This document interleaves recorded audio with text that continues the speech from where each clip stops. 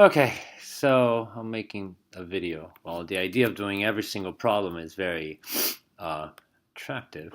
I will not do it. So I'll just do a couple here and there for you to check. I know a lot of you did a lot of these problems in class, but I wanted to show you that a lot of these problems, let's take number 6 over here, you were able to simplify before multiplying. So remember, to simplify, you have to take something from the numerator, either left or right, or something from the denominator, either left or right, and divide it by the same factor, right? So in this case, I can choose, let's say, 15 and 21. They're both multiples of 3, so I can divide both by 3. 15 by 3 is 5, 21 by 3 is 7. I can also simplify 8 and 32. The bigger the number, the less steps you're going to do. So 8 divided by 8 is 1, and 32 divided by 8 is 4. You can tell I have nothing else to simplify. 1 and 5, no. 1 and 4, no. 7 and 4, no. 7 and 5, no. So I know now this is a negative and a positive, so my answer is going to be negative. 1 times 7 on top is 7, and 5 times 4 is 20. So if you simplify everything and there's nothing else, your answer will come out in a simplified manner. You don't have to worry about anything else. So that's one of those. Let's do one where there's 3 of them. So let's take number 12, negative 2/3 times 1 over 6 times negative 3/4. So I'm not going to put it in parentheses. But now, here, same idea. As long as you take something from the top and something from the bottom, you can take any of the top, any of the 3 numbers on the top with any of the numbers on the bottom. So for example, I can take this 3 and that 3. Divide both by 1 and I get 1.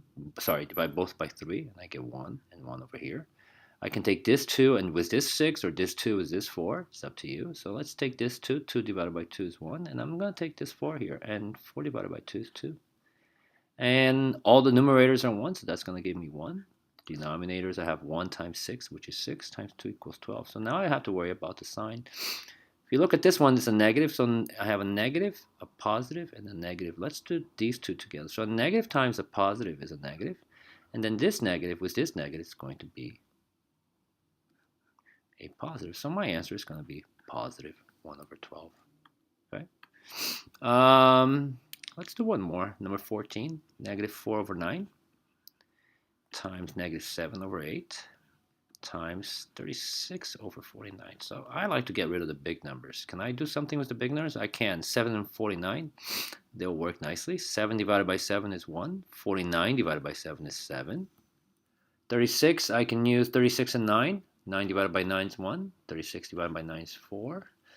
I can also do 4 and 8 again. 4 divided by 4 is 1, and 8 divided by 4 is 2. I can simplify even more. This is nice. 4 divided by 2. So these are both divisible by 2. 2 divided by 2 is 1, and 4 divided by 2 is 2. I don't have anything else left over. So on the top, I have a 1, 2, 1, and a 1. 2 times 1 times 1 is a 2. At the bottom, I have a 1 times 1, which is 1 times 7, 2 7. So now I got to worry about the sign. So let's go. Then we have a negative times a positive. Well, negative times a negative gives me a positive. Say positive times that positive will obviously give me a positive. So my answer is positive. So let's move on. Let's just do a couple of multiplication problems just so that you are okay with the procedure. So let's look at 58. Now 58 has this. Now if I were to write this, I would write the number with more digits on top and 0.09 negative. Let me put a negative sign over here like that. This way I only have to multiply 1. So because if I put 338.7 at the bottom, I'm going to end up with, what, 4 lines and I have to do all that adding and stuff. So this way I only multiply once. 9 times 7 is 63, equals 6. 9 times 8 is 72, plus 6, 78, carry the 7. 9 times 3 is 27, plus 7, 34, carry 3. 9 times 3 is 27 again, plus 3 is 30. Oops, I forgot to do something which I should have done. So before I started multiplying, I should have done this. This number has 1 decimal place. This number has 2 decimal places. And if I add up those two numbers, those two decimals, I'm going to have 3 decimal places, right? So the two factors being multiplied have a total of 1, 2, 3 decimals. And what does that tell me? That tells me my answer should also have 3 decimal places. So I'm going to put my decimal right here, and that tells me that my product has also 3 decimal places. So in this case, it's a positive times a negative, and that simply is a negative answer. Let's do 63. So now, before I do 63, let me show you something. So let's take 5 and multiply that by 10. I get 50, yeah? If I take that same 5 and multiply it by 100, I get 500. If I take that 5 and multiply it by 1,000, I get 5,000. So notice the first 5 over here. There is no decimal, but the decimal is here, right? Invisible, yet present. So if I multiply by 10, notice what's happening to the decimal. It's moving 1 over. And by moving 1 over, what do I put here? I put a 0, right? So I get 50, and the decimal ends up 0. If I multiply 5 times 100, again, here's a 5 with your decimal, and my answer is 100 or 500. So it means that that decimal moved over once, twice, 2 places to the right. So if I put a placeholder here, I end up having 500. So here's a little pattern here. 5 times 1,000 means I move the decimal 1, 2, 3, because I know my answer is going to be 5,000, right? My decimal ends up being all the way to the right, and I put 3 zeros. So what does that tell? That every time I multiply by something that's base 10, the number of zeros tells you how many times you move that decimal to the right. So there's a shortcut. So let's take number 63, for example. There's 1, 2, 3, 4, 5 zeros. So 0.1, 2, 3, 4, 5, 5, 6, 8, 3 times 1,000. I'm multiplying by 1,000. The number is definitely getting bigger.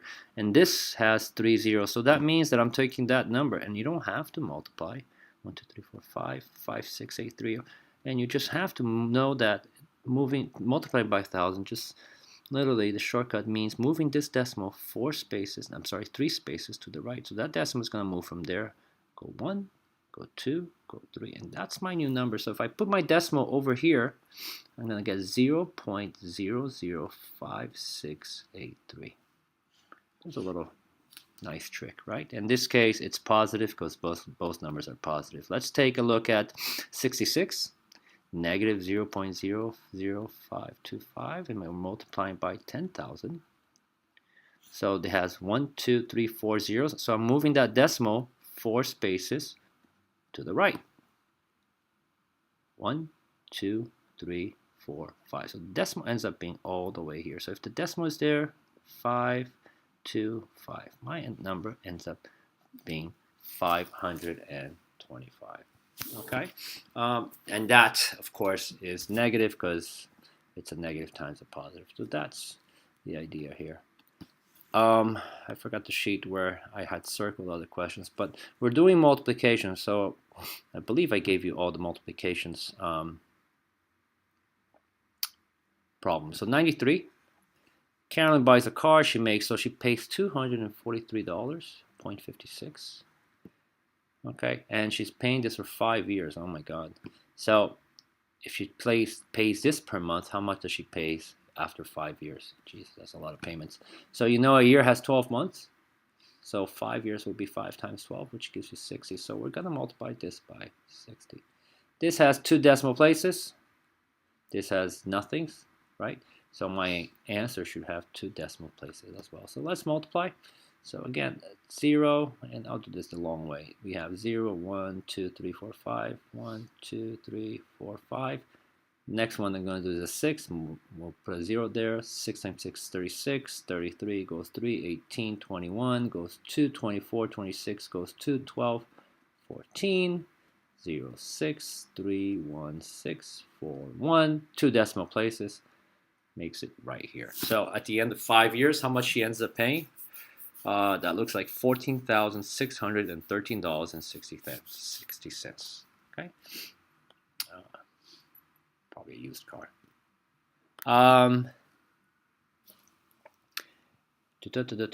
So number 94 is the same idea. So you just would have to multiply 698 times 94 because he's paying this per month, and he's paying this for a total of 12 years. 2 years, sorry. 2 years is the same thing as 24 months, right? So 16, 37, 35 goes 3, 36, 39 goes 3, 24, 27, put a 0, so we get 8, 18, 17, 19, 13, 6, 15, 14, 17, 17 again, 6 and 1, and again 1, 2. There's no decimals in my second factor, so my answer should have 2 decimal places. So he paid up $16,774.56. Okay, so number 95 is the same thing. So, but in 95 is saying that you're paying $56.87 per week. So how much do you pay for 1 year? So that one is times 52 because there's 52 weeks in a year. So I'm going to leave that alone. I'm not going to take care of that. 27 is the same idea. He pays $24.86 per week.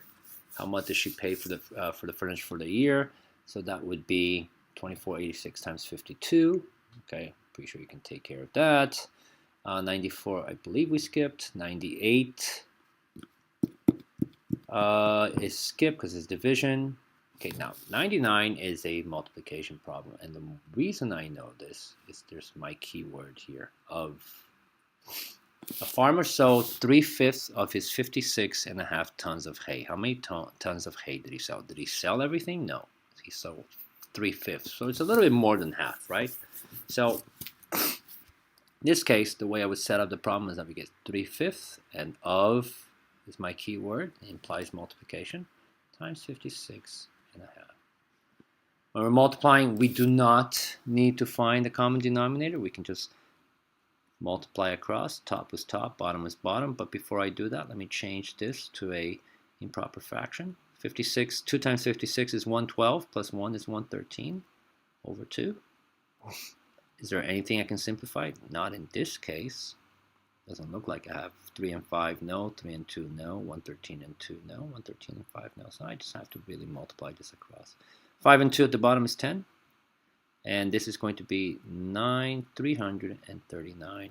And if I were to simplify this, 10 goes into 339 31 times, which is, no, 33 times, which would be 330.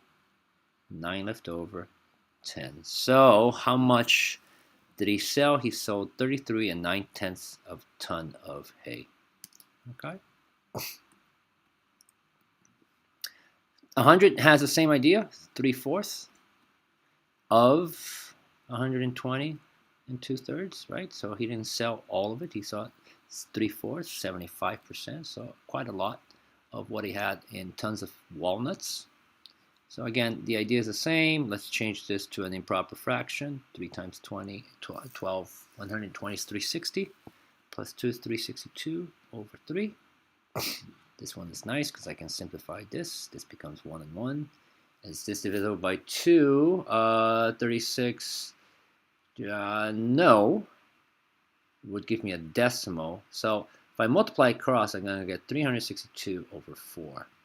I can divide that, and 362 divided by 4 is going to be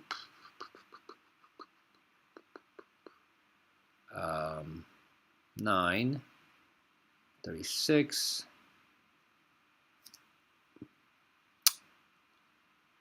36, and then 2 does not go in, so it's going to be 0, 5, 90. So you're going to get 90.5 or 90.5 if you were to simplify, okay?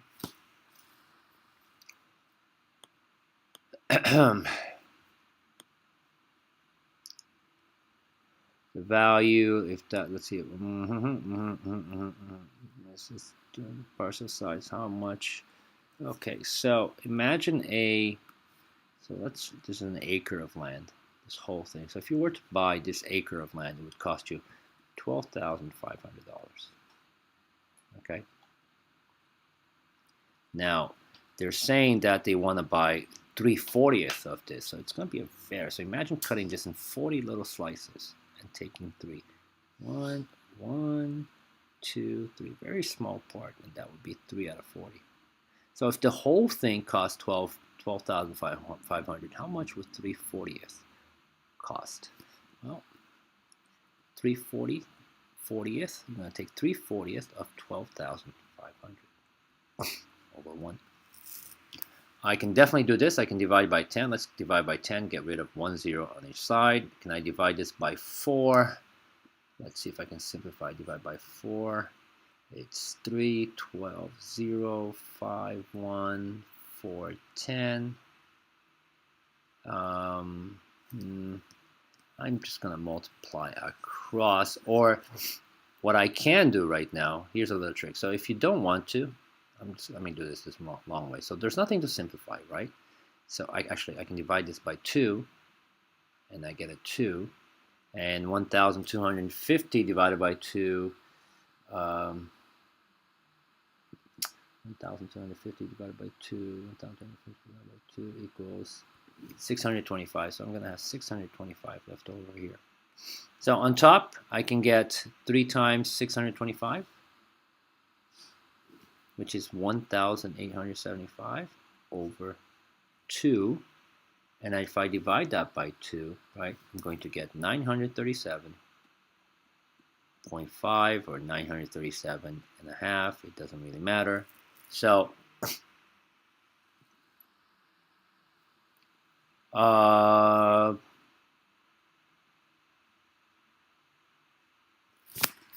and there's something wrong over here because that's too much. So I need to charge my battery. So did I do something? Definitely did something wrong. So let me try again. 3/40 should be a very small number of 12,500 over 1. So 12,500 divided by 40. What am I doing wrong?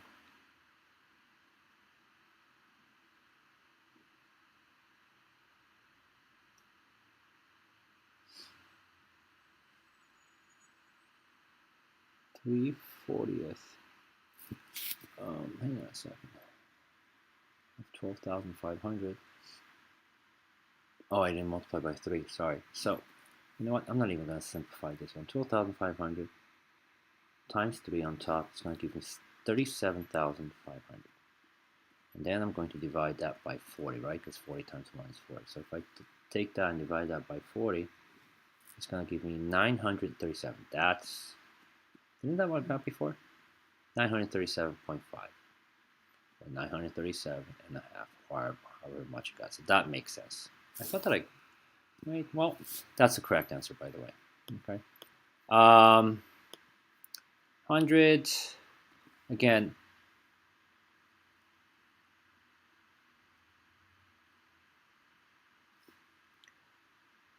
if 1 acre is $48,000, how much is 1 1/3 acres? Well, it'd be 1 1/3 times 48,000.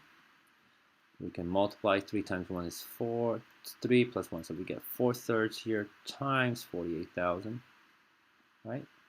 So 1 acre, we know that 1 acre is $48,000.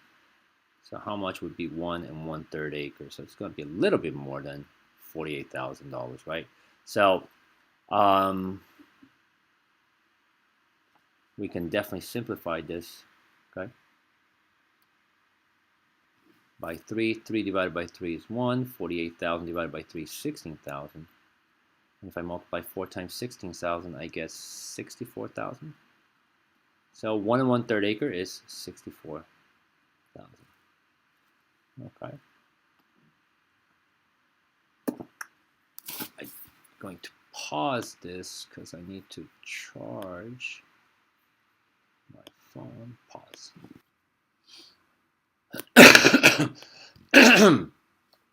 So let's see. So that's the same idea. 104, no.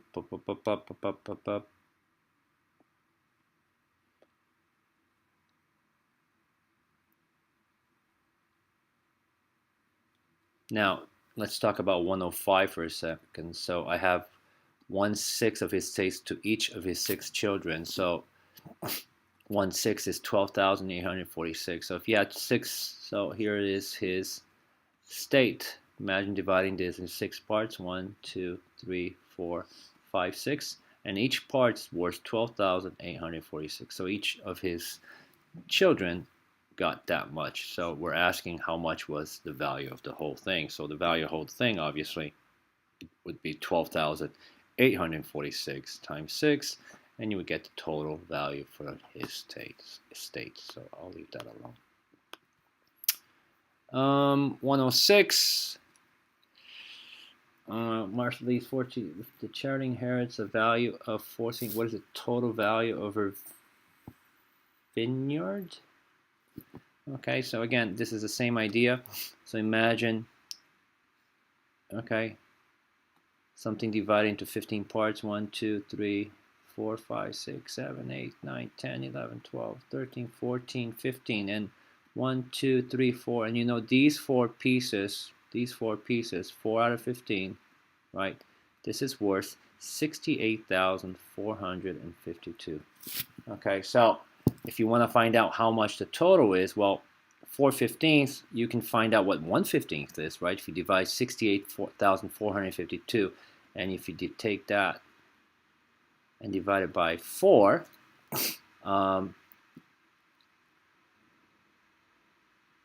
68,452, and you divide that by 4, you're going to get 17,113. So you know that each 15th, every 1/15 is valued at 17,113.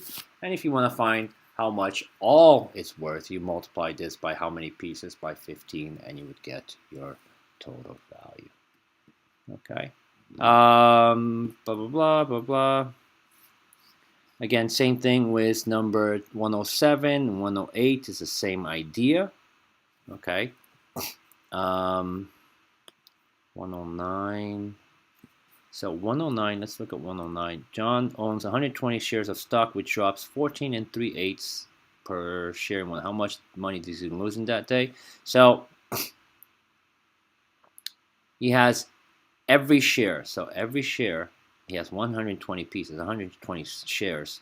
Every share loses $14 3/8. So it'd be 120 times 14 3/8. Okay. Again, you would change this to a improper fraction. 8 times 14 is, I don't know, 32. 111, 112, plus 3, 115 over 1. And you can just multiply across 120 times 115, and you would get how much he lost. 120 times 115, $14,030. That's what he lost in one day. Okay.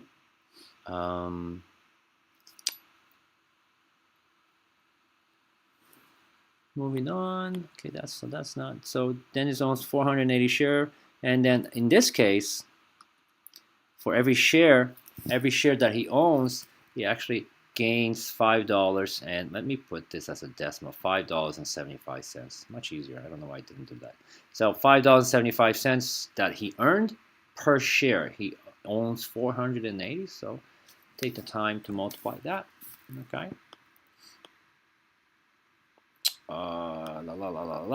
Okay, so I'll go over a few of these, not all of them. So 112, let's go over 112. So 112 says what number must be multiplied? So here's a mystery number times 15 2/3 is going to give you 56 1/2. So this is going to actually be a division problem, yeah? So I think I assigned it. I should have signed 113 and 114 actually. So now think about this. Let me take a different example. Something times 5 equals 10. Now, what would you do to find this mystery number? Well, you can use fact families, right? So something times 5 equals 10. To find a mystery number, I can do 10 divided by 5, and that would give us 2, which would be our mystery number here at the bottom. So same idea here. To find this mystery number, I would divide 56 1/2 divided by 15 2/3, and that's going to give us our number over here. So I'll take care of this one. 2 times 56 is 112, plus 1 is 113 over 1, divided by 3 times 5 is 45, times 2, 37 over 2. Let's not simplify right now. Let's change this to what do you call a multiplication problem first, and then we simplify. So again, 113 is going to stay. over 2 times the reciprocal, which is going to be 2 over 37. This is nice. These two will cross out, right? It's going to become 1 and 1. Is 37 a multiple of 113? No, I don't think there's anything. So this would give me 113 over 37. And you can change that to a mixed number. I'm sorry, yeah, mixed number. So let's see, 37 times 3. 21 goes 2, 9, 111. So it's going to be 3 and 2 over 37. So our mystery number is 3 and 2 over 37 over here. Okay. Same idea for 112. And then I'm going to do 115. So 115, if I were to write that as a sentence here, we get 1/2 times 3/4, 1/2 of 3/4 of a number that I don't know of, let me just write n, equals 60. So this translated gives me that. So let's do what we can so far. So I know on this side I can multiply these two, right? It's an equation. So let's combine these two. Instead of saying 1/2 times 3/4 times n, let's combine these two. 1 times 3 is 3. 2 times 4 is 8. So I have 3/8 of n equals 60. Hopefully you remember the equations last year. So if this was a fraction, I hope that you remember that we have to multiply by the reciprocal, right? So we're going to take this side and multiply by 8/3. And if I multiply one side by 8/3, I'm going to multiply the other side by 8/3. What happens here? Well, this and this, right, crosses out, becomes 1, 1, 8, 8 becomes 1, 1, and I'm half. 1 times 1, and 1 times 1 is just 1 over 1, which becomes 1. So I can write 1n, or simply, I'm not even going to take that, I can just write n. So that's the idea here, right? Get rid of all these numbers so that my variable is all by itself. So on the other side, 60 times 8 divided by 3. 60 times 8 is, I have no idea, 0. 8 times 6 is 48. 480 divided by 3. N equals, and 480 divided by 3 equals 160. So half of 3/4 of a number is 60, right? So if you think about what that means, let's take this part right here, 3/4 of a number. So if I have 160 and I cut into fourths, that would mean that this is 40, that's 40, that's 40, and that's 40, right? Now, if I take 3/4, it would be this, this, and this. 3/4 would be 120. Now, what am I doing with that 110? I'm taking half of that 120. And what's half of that 120? 60. So here's my answer right here. And that makes sense, right? So my n, in order for this equation to work, has to be 160. Half of 3/4 of 160 equals 60. Okay. And you know what? I'll do 116. Hopefully you will try it before doing it. But here we have, it says that's 2/3 of 4/5 of a number that I don't know equals 120. Again, let's combine these two. 2 times 4 is 8. 3 times 5 is 15. Times n equals 120. So again, hopefully, remember we had to multiply by the reciprocal on this side. If I do that, look what happens. All these disappear, and I have left with n. So if I multiply one side by 15 over 8, I have to multiply the other side by 15 over 8 as well. Right? So let me simplify before I multiply. Divided by 4. 120 divided by, can I divide 120 by 8? Yeah, I can. So this is, let me put this over 1. 8 divided by 8 is 1. 120 divided by 8 is 15. So 15 times 15, I get 225. So my mystery number here, let me erase that n. It's going to be 225. Let's see if I can make sense of that. So it says 2/3 of 4/5 of 225 is 120. So imagine I had something in 5 pieces. Okay,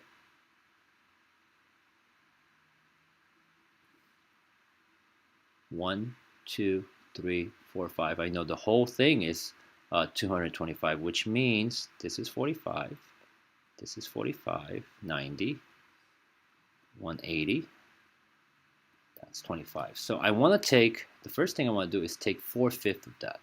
So let me shade 4/5. So let's take 4/5 of 225, which is what this is saying right here. Take 4/5 of 25, and I did it, and I shaded to you. Shaded. And now from here, I want you to take 2/3. Take 2/3 of that amount. So what amount do I have here? I have 45, 45, 45, 45. I have 180. So if you had 180 and break it up into thirds, that'd be 60, 60, and 60. And if I took 2/3 of 180, what would I have? 120. And is this what I have over here? Yeah. Okay. And that's it. It's long enough. Hopefully that helped a little bit.